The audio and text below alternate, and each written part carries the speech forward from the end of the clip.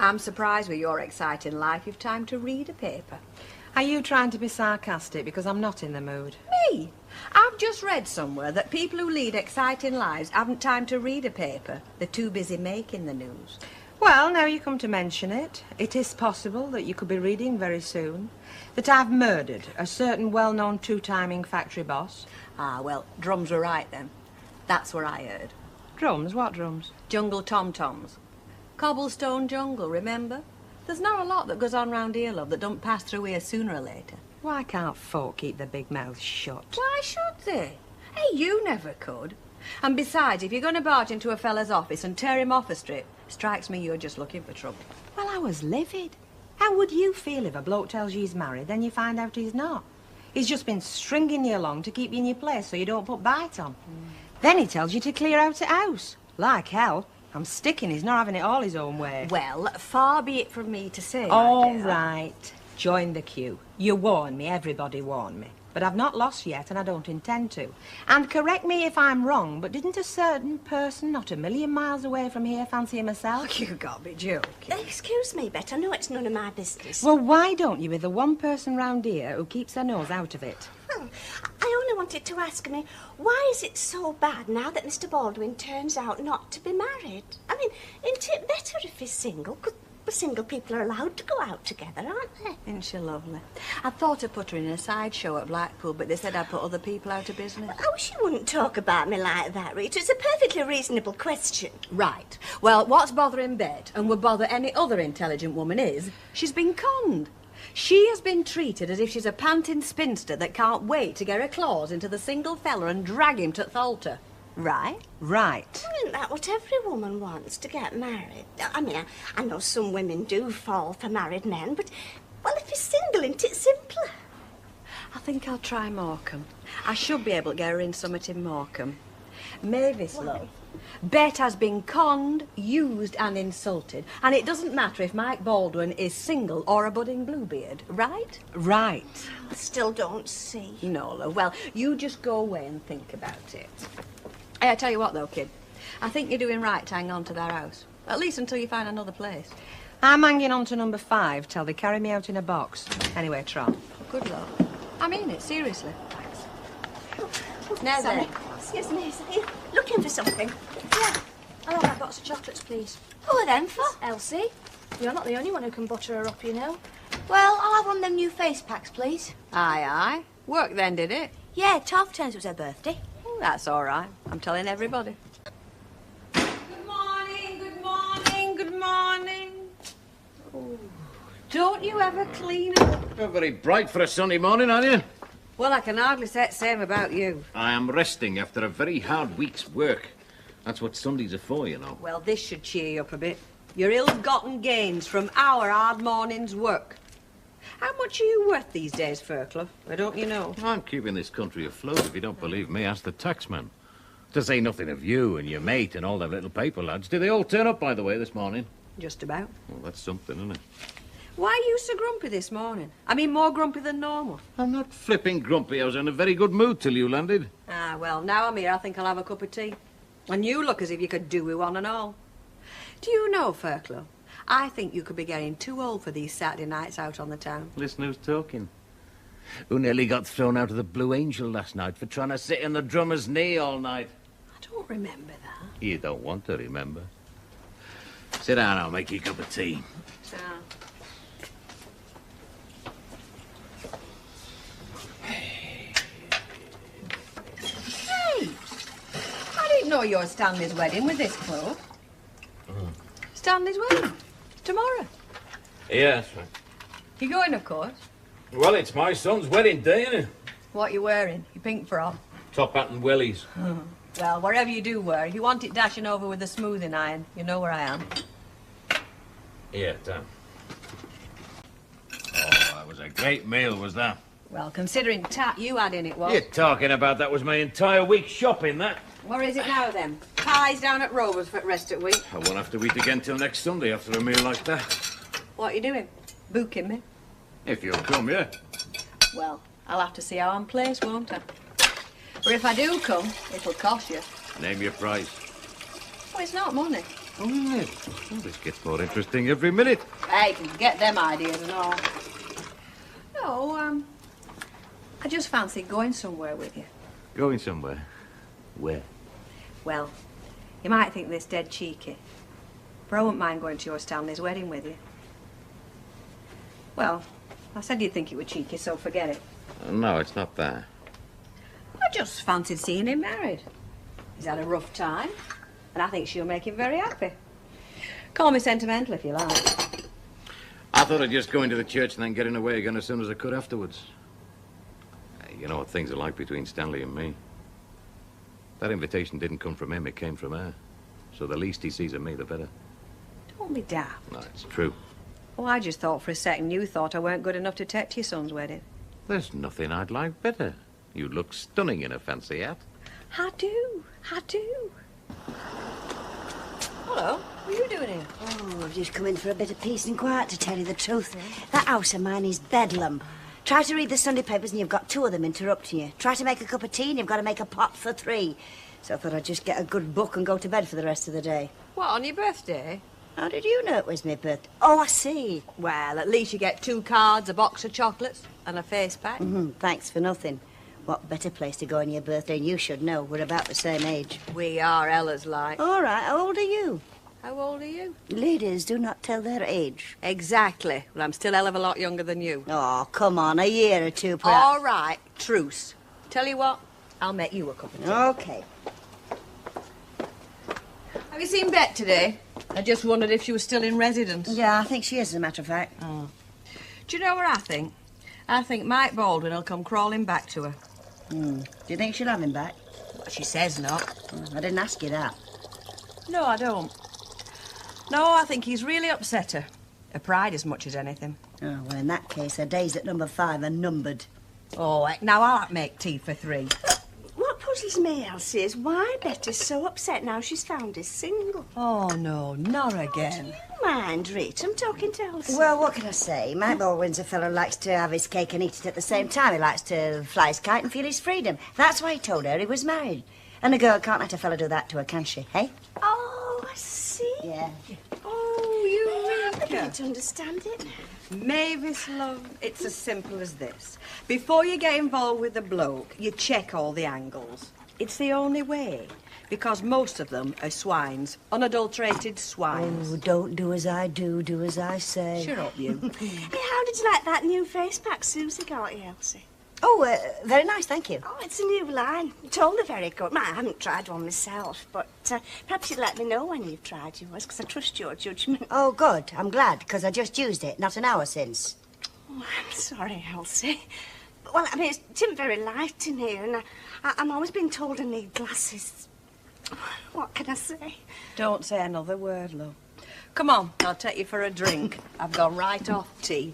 Big gob. Oh, it's lovely, Rita. It's all right for a wedding present, Oh, is it? of course it is. They're all the rage, then. I'd have one in my bedroom if I thought my Auntie Edie'd approve. Does your Auntie Edie approve of anything? Not much. But it were her upbringing, you see. A father were a strict Wesleyan, and a mother were Presbyterian, so between them they just banned about everything there was. My mum and dad were agnostics. Which proves something. What? The value of God-fearing parents. Hey, I'll sock you in a minute. I'll tell you something it does prove, though. What? Well, you know, they say kids rebel if you're too strict with them. Yeah. They didn't, though, did they? No, and there weren't all them psychiatrists and social workers then either. No. Hey, will you do something for me? Will you write card for me in your beautiful copper plate handwriting? Another fruit of a strict childhood. What? Well, Miss Connie, Yeah. is that we had to call her that, you see, because our elder sister were a teacher as well. And we had to call her Miss Eastwood to distinguish between them, you know. Fascinating. Yeah, well, Miss Connie, she taught us reading and writing. And do you know, if the sticks of your P's and your D's weren't exactly the same height, she used to hit you on the head with a pencil. Bitch. Oh, no, she was very nice, really. Oh, she used to give us Turkish delight at Christmas. Oh, and she always had a spare pair of knickers handy. Pardon? Well, you know, in case any one of us had an accident in class. Oh, thoughtful. Very thoughtful. Yeah. What's Len Sum's first name again? Stanley. Just put to Stanley and Liz, wishing you much happiness from Rita at the cabin. Right. How old are they? Oh, Stanley's just over 20 and Liz is a bit younger. Oh, it's just the right age to be married. Oh, now, Mavis. Oh. Don't go all runny jelly on me like you do when anybody mentions wedding bells. Hmm? By the way, what do you do when you actually hear them? Oh, I go into a trance. Do you know you could be a traffic hazard? I wonder what time this wedding is. I don't want to miss Len. Hey, glad I've caught you. Got a wedding present for your Stanley. Clocked it in Crawshaw's window this morning while I was doing papers. Tony Fielding never turned up again and all. He's in for a right wake-up powder when he joins Navy, like he threatens he's going to. Hey, shouldn't you be dressed and ready? What time's his wedding? 3 o'clock. Well, how long does it take to get from here to Nottingham? A couple of hours. Come on, get your skates on. Hey, thanks for the wedding present. Oh, that's all right. It's not much. Just look at this place. Do you ever clean up? Sunday, every Sunday. Well, you could have fooled me. It's a right tip. Give my love to Stanley and Liz. Hope everything goes off all right. Yeah. You got a clean shirt and everything? Of course I have. Don't forget to clean your shoes. Yeah. See ya.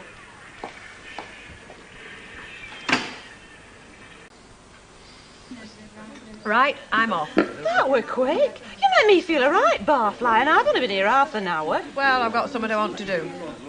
Anything interesting? You'd laugh if I told you. I could do with a laugh. All right, I'll give you a laugh. I popped in Len's this morning to take him a wedding present for their Stanley. Getting married today. And you should have seen their house. It just looked as if he'd had squatters in. So I thought I'd tidy up a bit for him while he were in Nottingham. You, tidy up for Len? After that stroke he pulled on us, kidding us he were injured? I know I want my bumps felt. But it won't be nice driving all the way back from Nottingham, coming home to a house like that. Oh, sure up, it won't. See you. She thinks more about Len than she cracks on, if you ask me. You know, we're daft. Why do we bother with them? Why don't we form our own exclusively female society and just Shanghai one or two occasionally, just to keep the world going round, because we deserve all we get? Now, you've not been thrown out yet. But I would see a solicitor. I really would. I've thought about it, but I haven't got the heart today, or the strength.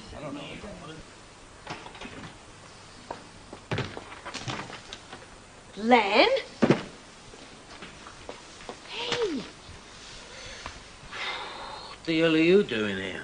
What the hell are you doing here? I must have dropped off. Do you know what time it is? It's after 1 o'clock. Is it? You're not going to this wedding, are you? Oh, it's too late now. You never intended going, did you? How'd you know I was still here? I didn't. I'm going to do a bit of cleaning up for you while you were away.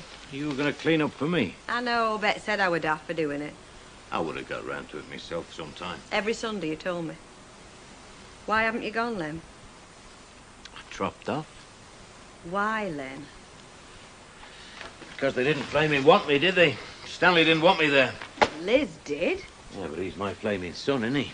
Oh, Len. Don't start feeling sorry for me. But I do. And for Stanley, and especially for Liz. Ah, she's a good enough kid. But I made my bed with him 20 years ago, as far as he's concerned. He had every right. Well, personally, I think he's being vindictive. It wasn't him, it was me. I let him down. Well, we all let somebody down at some stage or other.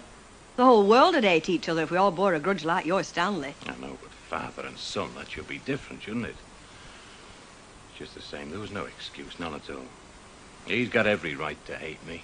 Oh, you do feel sorry for yourself, don't you? I should be getting the champagne, shouldn't I? I should be patting Dad on the back saying what a great guy my Stanley is. I could just hear the ominous silence when they're talking about his family. What the hell's he going to say when they ask where his dad is? What's he going to say to them? I'm bloody dead or what? Do you know what I think? I think that wedding's all the poorer for you not being there. That's what I think. I bet they don't even have champagne because you're not there. Because there's one thing you are, Fairclough, and that's good company. Because you're a bit flash, a show-off. I may not invite you to my funeral, but I'll certainly invite you to my wedding. You're trying to book my spirits up. Yeah? What's wrong with that? Nothing, they need it. You go and have a shave and I'll whistle round with it back. I could do with a shave. Mm. Hey, Oh. You haven't seen me this afternoon. Don't worry, your secret's safe with me. And you'll have to give that present back. I'll give it to Mavis if you don't mind. I don't mind. Though what she'll do with it, I don't know. There you are. Thank you.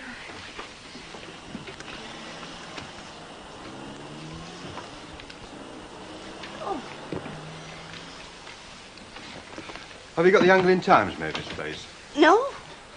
Mrs. Walker? Right. On your way to the Rovers? Just going down now. Shall I wait for you? No, I've got one or two errands to do, thank you. Oh, well, I'll see you later then. Yes. Ta-ra. Bye.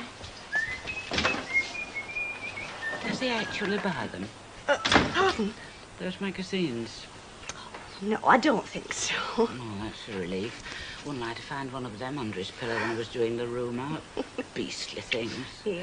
I wonder, love, could I have some large paper handkerchiefs? I think I've got a cold coming on. Oh, thank you. They say it's loneliness, you know. What? Makes people resort to reading that sort of thing. Oh, do they? In fact, there are some people who say that they fulfill a need. Really? How do you spend your off-duty hours these days? I beg your pardon? Well, I haven't seen that nice young man of yours around, Derek Wilson. Well, he writes quite often. Right. You know, dear, they say that man is the hunter, don't they? Rubbish. Man is the prey. And I should think that your Mr. Wilton was the sort of young man who could easily be run to ground. Even you could do it, dear. Bye. Bye. Hey, now, that's a big improvement. I thought it was me that was picking you up. Yeah, well, I were ready soon. And then again I thought, supposing he's gone into another decline? Oh, no way. No. I should think not and all. Do you know, if you had gone to that wedding, Liz might have decided she should have married you instead of your Stanley? Definitely, darling. 20 years ago, definitely. Thanks for tidying up and everything. Oh, think nothing of it.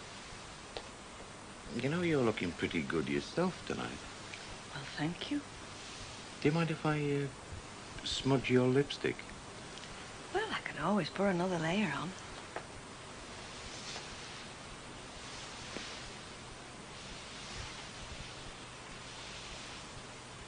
Hey, I didn't know you were that grateful. Gratitude's the last thing I'm feeling, darling. Oh, hello. Good evening. Hello. Hello. It's a fishing magazine. Oh, thanks very much, love. Very kind of you. It's a real addict, isn't it? He's not the only one, love. Most popular sport in Great Britain, as you know. Angling. Second most popular. Oh, aye. Second most popular. Oh, what's the most popular? Well, Is it football? No, love. What? Oh, the cricket. Is it a team game, or is it something you play by yourself? Or in twos like tennis? you play it in twos, love, like tennis. Wouldn't you say, Alf?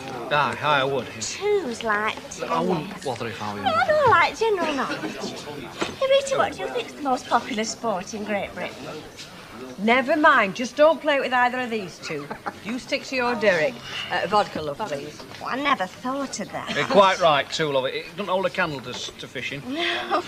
You know, actually, I'd quite like to go fishing. I mean, just for the peace and quiet, like I won't want to catch anything. Oh, I'll go with him, then. He never catches out. Oh, right. It's a date, then. Hey, by the way, Rita, who's looking after the shop? You are when you get back. Thanks very much, Alf. I'll do you a Just favour thought you needed a sometime. bit of company, you know. You can play it in twos like tennis. Go on. Hey, your friend's in. Don't worry, I know how to behave myself. Rita? Morning, darling. Could I have a gin and tonic and a scotch, please? Certainly. Hey, your place tonight, darling. Hey, do you mind? For supper. Ah, that's better. Come on, love. Give us a pint. Okay, love. Are you on? You're right. Split time being, yeah? Right. I've had a telegram from the agent. I have to ring him after 6 o'clock. Telegram. Well, it can't be Gatsby, can it? It must be something big like Golden Garter or Batley. All right, then I'll be your chauffeur. And if we have to stay the night. You never miss a trick, do you? You can't afford to at my age.